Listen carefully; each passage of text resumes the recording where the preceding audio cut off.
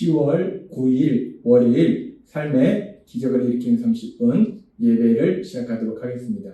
하나님께서 오늘 우리에게 주신 말씀은 에베소서 4장 29절의 말씀입니다. 이 말씀 제가 봉독하도록 하겠습니다. 무릇 더러운 말은 너희 입 밖에도 내지 말고 오직 덕을 세우는 데 소용되는 대로 선한 말을 하여 듣는 자들에게 은혜를 끼치게 하라. 아멘. 오늘도 이 시간 하나님께서 우리에게 말씀하실 때 하나님의 말씀을 듣기 전에 잠시 기도하는 시간 갖도록 하겠습니다. 하나님 아버지 감사합니다. 오늘도 저희들 사랑하셔서 저희를 만나주시고 저에게 말씀하여 주시니 감사합니다.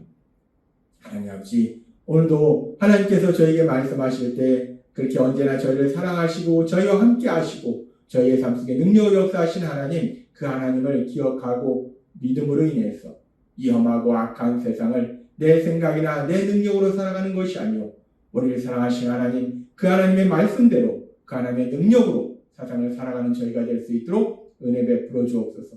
예수님의 이름으로 감사하며 기도드렸나이다. 아멘. 하나님께서는 우리가 이제 예수님을 믿음으로 인해서 죄에서 구원받으면 옛사람에서 벗어나서 새로운 사람, 하나님의 형상을 닮은 새로운 사람이 된다라고 말씀하셨습니다. 그래서 이제 우리가 옛사람에서 벗어나서 새로운 사람이 되기 때문에 우리가 이 땅을 살아갈 때 더 이상 옛사람의 모습으로 살아가는 것이 아니라 새 사람의 모습으로 살아가야 된다라고 말씀하셨어요. 그러면서 그렇다면 우리가 새 사람으로서 살아간다는 것은 구체적으로 어떻게 사는 것인가에 대해서 하나하나 자세하게 말씀해 주시면서 거짓말을 하지 말라라고 말씀하시고 또 타인에 대한 분노의 감정을 조절할 것을 말씀하시고 또 열심히 일해서 선한 삶을 살라라고 말씀하셨어요.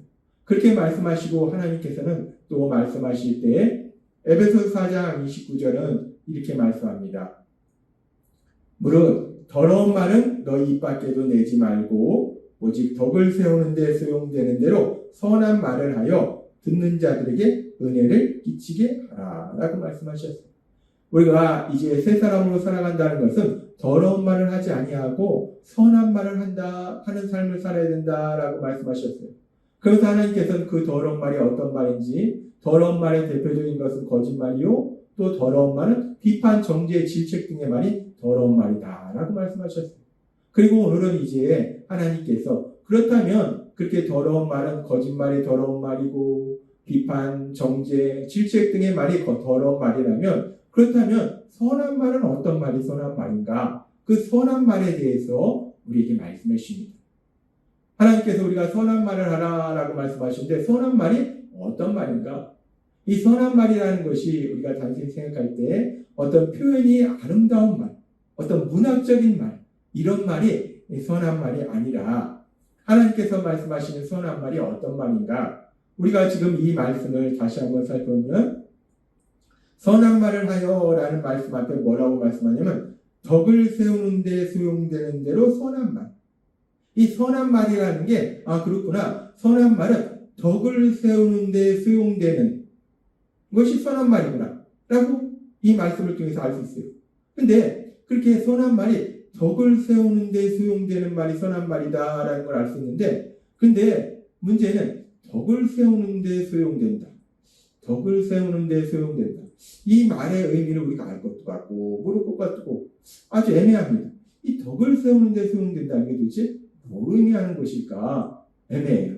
그래서 이럴 때는 우리가 이 성경이 기록된 헬라어, 그 헬라어 원어로 우리가 이 말씀을 살피면 이 말씀이 의미하는 정확한 의미가 무엇인지를 알 수 있다는 거예요.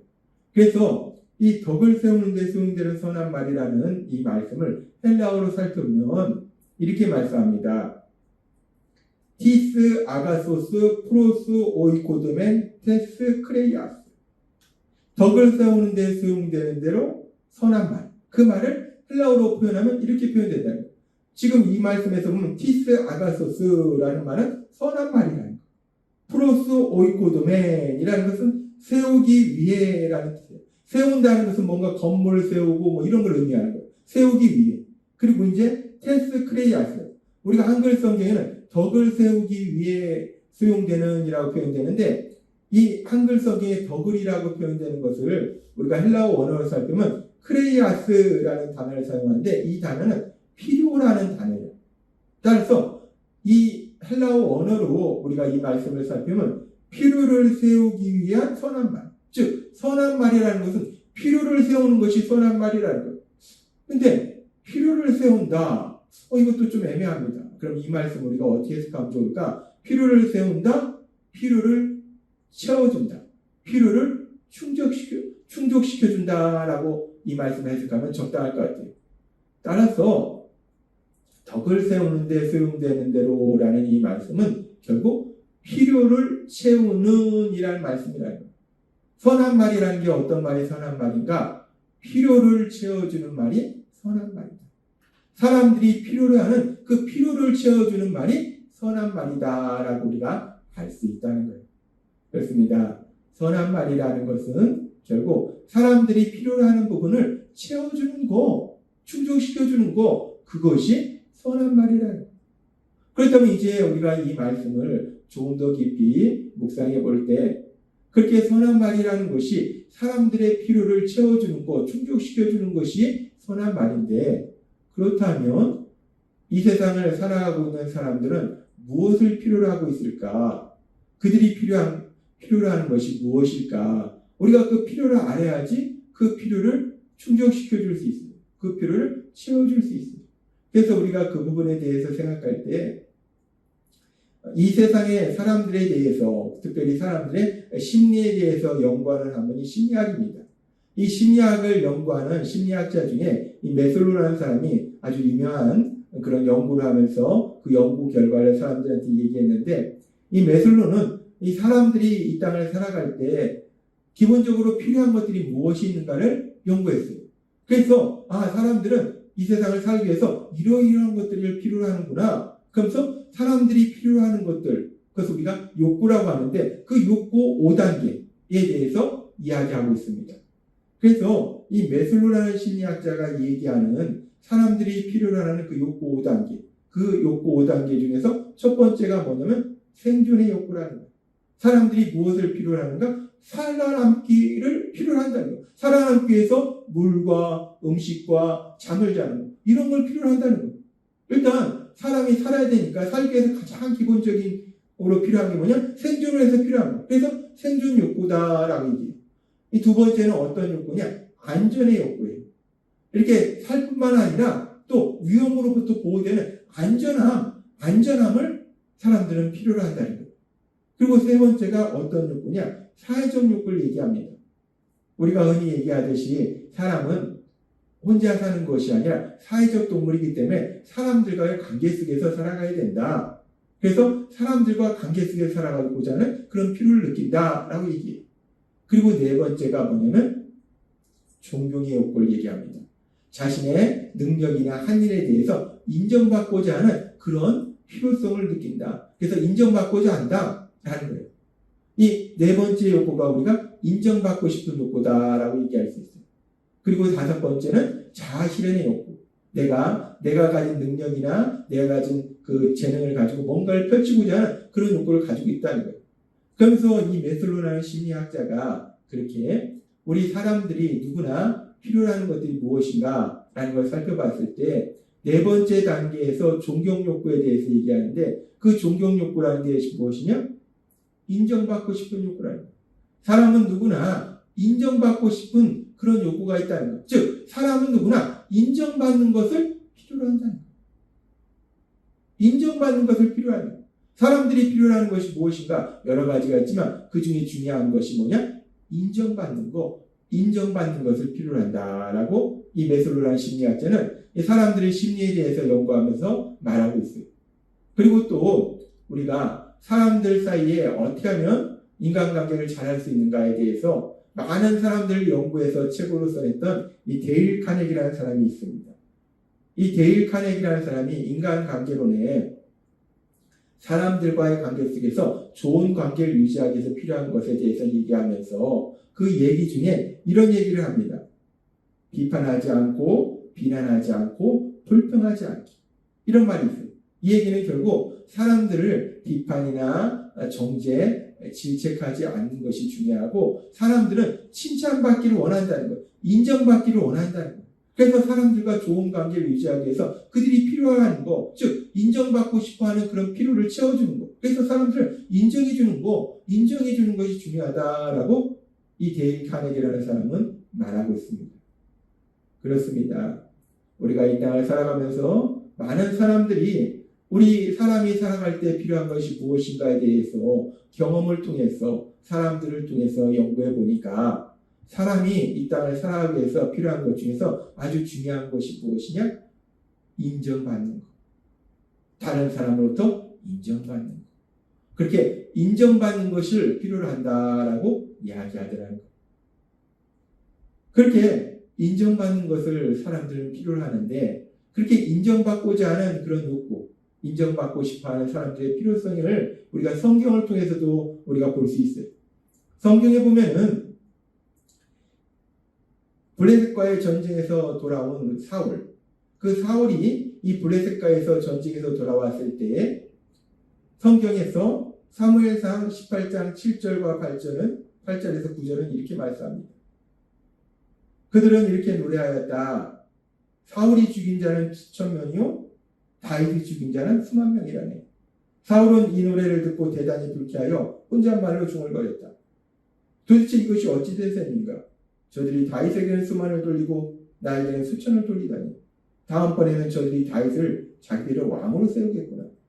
그날부터 사울은 계속 다윗을 질투의 눈으로 바라보았다. 라고 말씀합니다.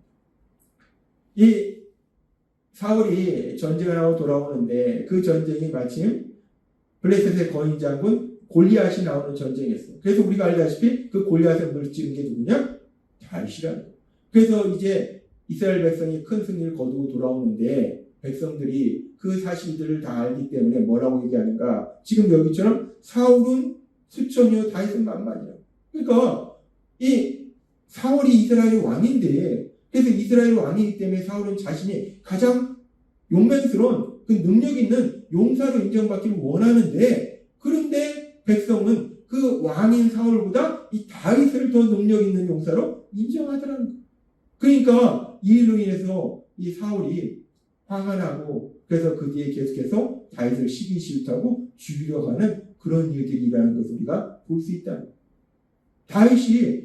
사울이 자기의 능력을 인정받고 싶었는데 능력을 인정받지 못한 거예요.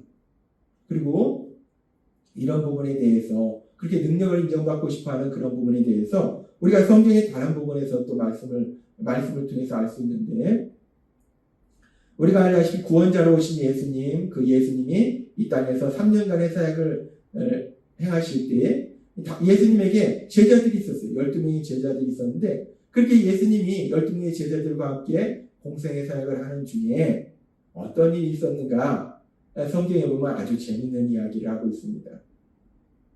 누가복음 9장 46절에서 이렇게 말씀합니다. 제자들 사이에서는 그들 가운데서 누가 가장 큰 사람이냐 하는 문제로 다툼이 일어났다. 이 예수님의 제자들, 예수님의 말씀을 듣고 예수님이 행하신 그 놀라운 역사들을 옆에서 바로 지켜보는 그 예수님의 제자들, 예수님을 따르는 그 예수님의 제자들 사이에 다툼이 일어나는데 왜 다툼이 일어날까? 누가 제일 크냐? 누가 가장 큰 사람이냐? 이 얘기는 누가 가장 능력 있는 사람이냐? 누가 가장 존귀한 사람이냐? 이 제자들 사이에 서로 능력 있는 사람, 존귀한 사람으로 인정받고 싶은 거예요. 그러니까 이 서로 다툼이라는 겁니다. 예수님의 제자들, 예수님을 따르는 제자들 사이에 서로 인정받고 싶으니까 이런 다툼이 일어나더라. 우리는 이렇게 성경의 말씀을 통해서도 분명히 알 수 있습니다. 이스라엘의 초대 왕이었던 사울도 그렇고 예수님과 함께 3년의 공생의 기간을 함께 했던 예수님을 따랐던 예수님의 말씀을 들었던 예수님을 믿었던 그 예수님의 제자들도 그렇고 인정받기를 원하더라는 거예요. 인정받는 것을 강력하게 원하고 있더라는 거예요. 그래서 우리가 선한 말이라는 것이 무엇인가 인정해주는 말이 선한 말이라는 것은 필요를 채워주는 것이 선한 말이라고 했어요. 근데 사람들이 무엇을 필요로 하는가? 지금 쭉 말씀을 살펴보니까 심리학자들의 연구나 성경의 말씀을 통해 살펴보니까 사람들이 필요로 하는 것이 무엇인가? 사람들은 인정받기를 필요로 하다는 거예요. 인정받기를 원하더라는 거예요. 따라서 선한 말은 어떤 말이 선한 말인가? 선한 말은 인정해주는 말, 인정해주는 말이 선한 말이라는 거예요. 하나님은 오늘 우리에게 아주 중요한 진리를 말씀해 주시는데 어떤 말이 선한 말인가? 단순히 표현이 아름다운 거, 문학적인 표현이 선한 말이 아니라 인정해주는 말, 그 인정해주는 말이 선한 말이다라고 말씀하신다는 거예요. 그래서 하나님께서 에베소서 4장 29절의 말씀을 통해서 이렇게 말씀하십니다. 무릇 더러운 말은 너희 입 밖에도 내지 말고 오직 덕을 세우는 데 세움되는 대로 선한 말을 하여 듣는 자들에게 은혜를 끼치게 하라 라고 말씀하셨어요. 이제 세 사람으로 살아갈 때에 더러운 말은 더 이상 하지 말고 선한 말, 특별히 인정해주는 선한 말을 통해서 은혜를 끼치게 하라. 사람들에게 사랑을 전하라 라고 말씀한다는 거예요. 오늘 하나님께서 우리에게 주신 말씀처럼 우리가 이 땅 살아갈 때에 우리 안에 계신 성령님의 인도하심과 도우심으로 더러운 말을 하지 아니하고 인정해주는 선한 말을 통해서 은혜를 전하시는 여러분이 되시길 주님의 이름으로 축원합니다. 기도하겠습니다. 하나님 아버지 감사합니다. 오늘도 저희를 사랑하셔서 선한 말이 무엇인지 분명히 말씀해 주시니 감사합니다. 사람들이 필요로 하는 것이 인정받고자 하는 것이기에 그 필요를 채워주는 것은 인정해주는 것, 그래서 인정해주는 말이 선한 말이다라고 말씀하여 주시니 감사합니다. 하나님의 말씀대로 그렇게 사람들을 인정해주는 선한 말을 하며 살 수 있는 저희가 될 수 있도록 은혜 베풀어 주옵소서. 예수님의 이름으로 감사하며 기도드렸나이다. 아멘. 이 시간도 하나님께서 우리에게 주신 말씀을 묵상하면서 조용히 기도하는 시간 갖도록 하겠습니다.